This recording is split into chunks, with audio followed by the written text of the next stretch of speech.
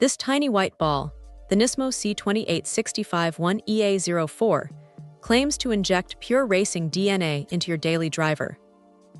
But can a shift knob this small actually change your driving experience? We're talking about the Nismo Ball Shift Knob, and right away, the specs tell a story of extreme minimalism. First off, let's address the material: nylon resin. Now, if you're used to heavy metal knobs, this is a huge departure. Nylon is inherently lightweight, which is fantastic for reducing inertia during quick shifts. This isn't a weighted knob designed to muscle the shifter into gear. This is about speed and precision through lightness. Plus, let's be real, in the summer, a metal knob is a branding iron, and in the winter, it's an ice cube.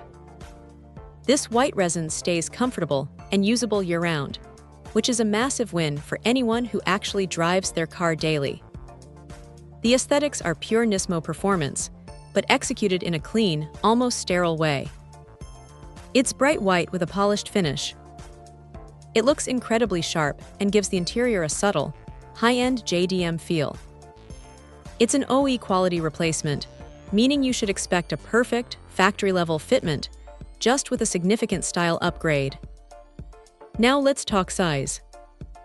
The dimensions are incredibly small, 0.91 inches long by 0.79 inches wide. That is tiny. It's perfectly round, a true ball shape. For those who prefer a short throw and a fingertip grip, this is precision personified. You grip it lightly, and the low mass allows for lightning-fast movements.